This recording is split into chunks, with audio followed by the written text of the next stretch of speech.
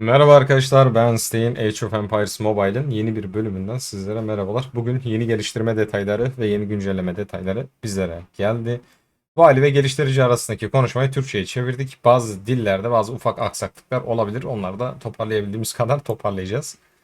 Şimdi vali olarak bizler, bilmeyenler için söylüyorum. İşte yeni oyuncular için. Geliştirici de işte güya buradaki biz geliştirme notunu bunlar böyle paylaşıyor. Biz bir şey istemişiz vali olarak. Bunlar da geliştirici olarak onun hakkında bize bir cevap veriyorlar. Biz demişiz ki başlangıçta sunuculara transfer etmek istedim diyor. Ancak yanlışlıkla bir Empire administratör oldum ve şimdi diyor transfer edemiyorum. Bu gelecekte optimize edilecek mi? Valilerimize verdiğimiz rahatsızlıktan dolayı içtenlikle özür dileriz diyor. Bu sorunu zaten optimizasyon planına dahil ettik. Bundan sonra Empire administratör atamaları çok daha aktif bir tercih olacak ve tüm valiler daha sorunsuz bir şekilde deneyimi sağlayacak diyor. İlk göç olayının yüksek transfer maliyetleri ve birçok kısıtlamalar var. Gelecekteki transferlerin daha esnek olmasını umuyorum. Biliyorsunuz ki ilk bir göç 225 liraydı. Şu an 25 lira mı 30 lira mı o civara düştü. Özellikle geliştirme ekibimiz bu fırsatı değerlendirecek. Yöneticimize oyuncuların geri bildirimleri aktif olarak denediğimizi söylemek istiyor. Bu nedenle cumartesi günü geçiş fiyatları indirimler hakkında duyuru yapılıyor. Tamam, indirim yaptılar. Onu şey yapıyor. Dikkate aldık diyor. Mecbur alacaksın. Efsanevi Advent etkinliğindeki kahraman güncellemeleri çok hızlı. Geliştirmeyi henüz tamamlayamadım. Kahramanlar ne olacak diyor. Herkese favori kahramanları geliştirmeleri için daha fazla zaman vermek amacıyla bir arda çatır çutur güncelleme getiriyorsun. Kahramanlar biz daha 120 yapmışız, 140'a çıkartıyorsun. Zaman verdik diyorsun. Bir sonraki versiyondan başlayarak diyor, her efsane ve Advent etkinliği geri dönen kıdemli kahraman segmentleri içerecek. Valiler bu etkinlikler aracılığıyla önceki etkinliklerden eski kahramanları edinmeye devam edebilecek ve hızlı güncellemeler nedeniyle oluşan boşluklar konusunda endişelenmeden geliştirici ilerlemelerini derinleştirebilecekler diyor. Ayrıca size erken bir ön izleme sunuyoruz diyor. Yakında yeni kahramanlar geliyor, bu yüzden resmi topluluk duyurularını takip edin. Hani izin veriyordun kral? Yani ben daha beşleyemedim ki şeyi, Ramses'i. Peki hocam, tamam. Eleştirince eleştiri oluyor. Dur bakalım, daha okumadım bu arada. İlk defa okuyorum sizlerle beraber. Yoksa kekelemezdim. Sunucular arası etkinlik, etkinleştirme ve göç imparatorluk sunucu hesaplamalarında 30 günden fazla süredir giriş yapmamış oyuncular hesaplarına dahil edilmeli diyor hesaplara. Çünkü bu oyuncular KVK ve sunucu gücünü etkilemiyor. Doğru. Yani şunu diyor, pasif insanlar var diyor ve orada hala diyor duruyorlar. Bazı strateji oyunları o kaleleri pasife alıyor normalde. Hani görünmüyor artık o kale. O kale görünmediği için de oyunda hiçbir şeyi etkilemiyor. O kale yok oluyor birden. Oyuncu tekrardan o kaleye girdiği zaman çat diye hemen oyuna giriş yapmış oluyor. Buradan bahsediyor. Geliştirme ekibimiz bunu çeşitli etkinleştirme mekanizmalarını tasarlarken zaten fark etti. Örneğin imparatorluk gücü ilk 200 oyuncunun tarihsel gücüne göre belirlenir. Şimdi bu göç meselesi de bu şekilde. Sen diyelim ki 60 eme çıktın güç olarak, sonrasında 40'a düştün bir savaştan dolayı. Seni 60 em olarak sayıyor. Yani tarihsel gücün en yüksek neyse onu hesaplıyor. Diyor ki kısmen diyor tam olarak diyor bu tür sorunları önlemek için tasarlandı diyor. Pioneer Server'da Golden Expert bilmem ne deneyimlerine geldi. Ödüller daha az cazip geldi diyor. Bu şeyden bahsediyor. Yeni gelecek altın bilmem ne etkinliği var ya, KVK dediğimiz 4 gün boyunca savaşacağımız, ondan bahsediyor. Zaten bunu incelediğimizde etkinliklerin gerçekten ödüllerin inanılmaz derecede leşti hocam. Hani biz bekliyorduk ya, biz bir saat KVK yapıyorduk. Birinciye 20 kafa. İşte yeni gelecek etkinlikte 4 gün savaşacağız. Güzel kafa falan yok hocam. Yani 3 kafa mı 5 kafa mı ne, öyle bir şey alabiliyordum marketinden. İnanılmaz kötüydü zaten. Geliştirme ekibimiz şimdiden hızlı. Ya abi, senin geliştirme ekibin de. Bunların geliştirici ekibi yok. Bunların geliştirici ekibi oyuncular.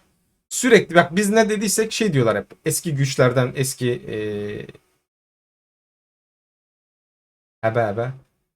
İşte eski etkinlik, bu yeni ön izlemelerden falan da hep bahsederken geliştirici ekibimiz fark etti. Ya senin geliştirici ekibin insanlar ortalığı yıkana kadar nerede de, ya da senin geliştirici ekibin bir saatlik imparatorluk savaşında bile 20 tane kafa ödül alırken bu Altın Sefer gibi 4 gün KVK'sı sürecek, 4 gün savaşı sürecek bir oyunda 3-5 tane kafa eklerken, senin bu geliştirici ekibin niye bunu eklerken fark etmedi de, ya siz şey yapıyorsunuz, yemliyorsunuz. Bu şey meselesi hocam. Arabanı satıyorsun.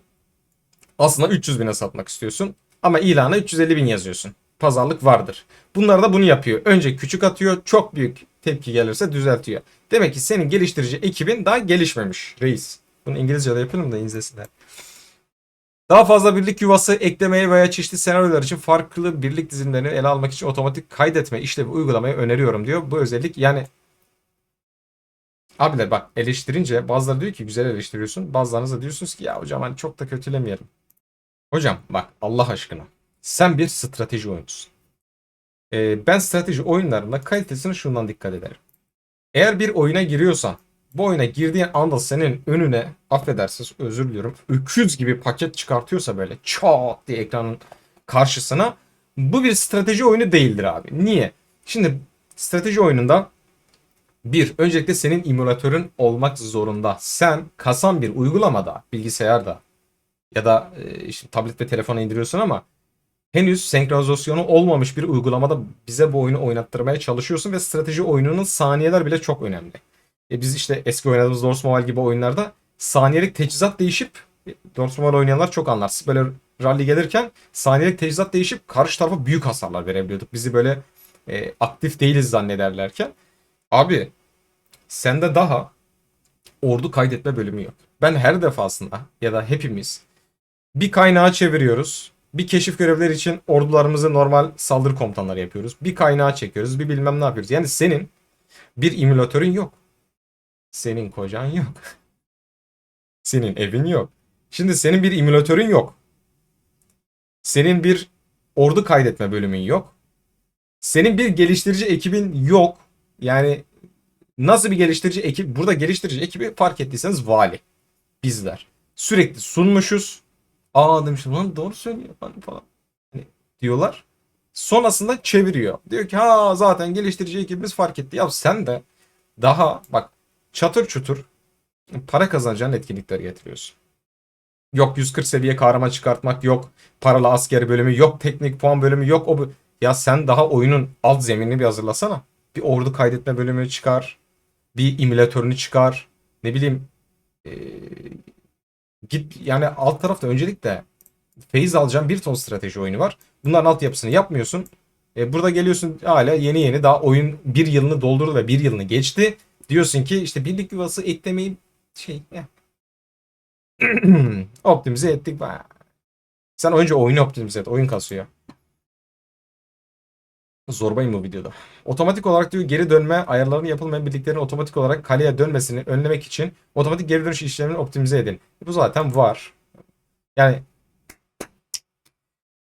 arkadaşlar artık saldırdığımız zaman otomatik askerimiz geri dönebiliyor. Çığır açtı gerçekten Age of Empires Mobile. Bu konuda hiçbir oyunda yok böyle bir şey biliyor musunuz? Sadece Age of Empires Mobile'de var. Bakın ne zamandır ben bu oyunu zorbalamıyorum. Zaten diyordum. Zorbalamayacağım artık. Ben bıraktım yani. Ben saldım artık ama yani o kadar basit şeylerle övünüyorlar ki. Hani vali söyledi biz yaptık. Zaten bunu yapman gerekiyordu sen. Yani senin atıyorum göç biletinin bu kadar fahiş fiyat olduğunu kendin bilmen gerekiyordu.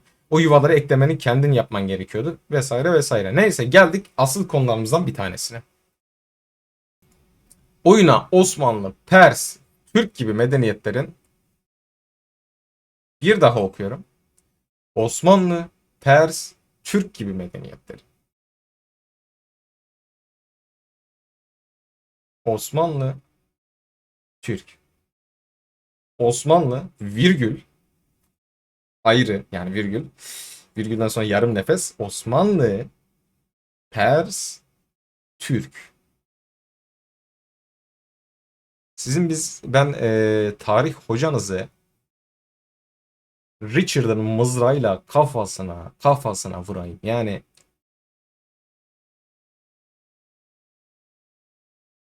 Osmanlı Yunan mı oğlum?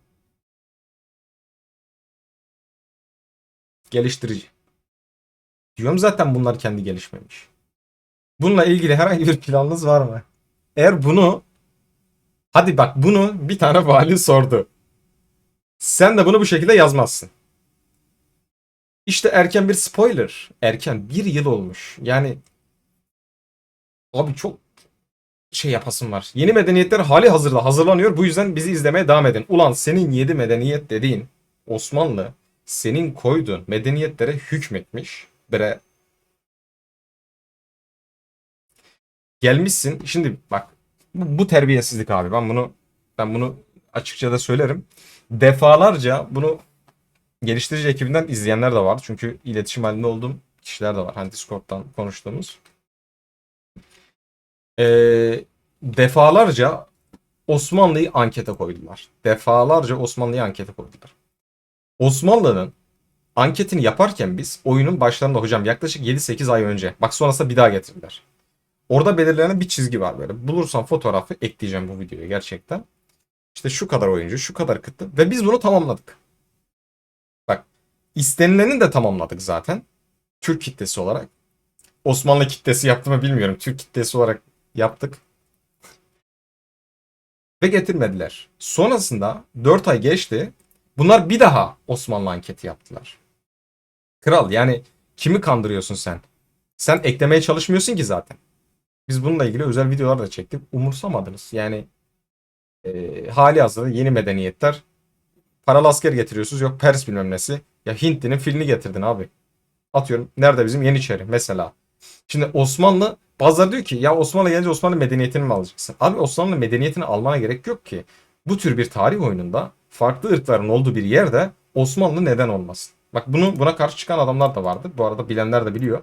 Discord'da da vardı. Abi niye olmasın ya? Hani atıyorum tamam Pers'in bir tarihi var. Atıyorum Fransız'ın bir tarihi var. Çin'in tamam hepsinin bir tarihi var. İlla ki var. Bunlar eski ırklar. Osmanlı yok. Çin'in bir tarihi var. Sur yapmış mesela. Sur'u kim yaptırdı? Yani kötü savaş kötü. Zaten planlandı diyor. Eşyalar bölümündeki dişli sayısı sınırını ayarlayabilir misiniz diyor. Zaten planlandı. Depolama kapasitesini yöneticilerin gerçek ihtiyaçlarına göre optimize edeceğiz. Hı hı. Tüm binalar 30 içeriğe ulaştığında bazı etkinliklerde bina inşaatı görevlerine katılamıyorum. Görevler evet burada zaten anladınız ne demek istediğini.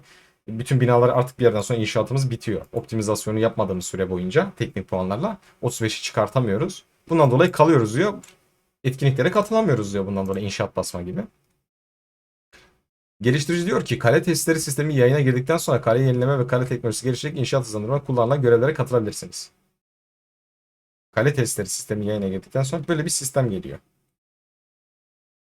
Kale teknolojisi bu şeyden mi bahsediyor hocam? Teknik puan bölümünden mi yeni bir etkinlik getirecek mi? Çünkü böyle bir etkinliğin gelmesi lazım hocam. İnşaat hızlarını dönüştürebileceğimiz bir etkinlik olması lazım. Bu ondan mı bahsediyor hocam? Yeni şey mi? Tam çözemedim. Bu şekilde hocam. Geliştirici. Zaten bak biliyorsunuz ne zamandır eleştirmiyorum. Artık ben çünkü sıkıldım bunlardan. Ciddi manada. O yüzden zaten hep söylüyorum hani eleştirmeyeceğim artık. Ama hocam yani Osmanlı, Pers ve Türk gibi medeniyet. Türk medeniyeti olarak ne getireceksin? Ne get? Ben çok merak ediyorum. Ben soruyorum abi. Türk medeniyeti olarak ne getireceksin? Sizlerin de yorumlarını bekliyoruz. Hardcore bir yani bazı söylemek istediklerimizi söyleyemiyoruz ama Age of Empires Mobile'a sesleniyorum. Türk kitlesini inanılmaz kırdınız abi. Her ırktan getiriyorsunuz. Dediğimiz gibi her ülkenin bir tarihi vardır. Ama siz bizim tarihimize saygı duymadınız. Uzun zamandır da etkinlik yapıyorsunuz. Uzun zamandır Osmanlı getireceğiz de getireceğiz. Başka yaptığınız hiçbir şey yok. Artık getirin. Bizi bu şekilde saçma sapan durumlarla etkinlik yok yaptık. Yok valilerin istediğini yapıyoruz gibi saçma sapan konulara girmeyin. Persleri kim istedi abi? Sen Pers'i niye getirdin? Ya da ne bileyim Çin'i oyun başlamadan önce kim istedi? Kimse. Sen kendin otomatik ekledin. Osmanlı'da ekleyecektin abi. Ee, Yani hadi tamam onu da geçtim. Diğer olaylarda da hani çok eklemediğin optimizasyonlar mı dersin? Artık uygulama çıkartın. Artık uygulama çıkartın. Strateji oyununda savaş yapıyoruz. Oyun kasıyor ya. Hani oynayamıyoruz artık. Buradan Age of Empires yazıklar olsun size de. Videoyu izlediğiniz için hocam teşekkür ederim. Kendinize iyi bakın. Allah'a emanet olun.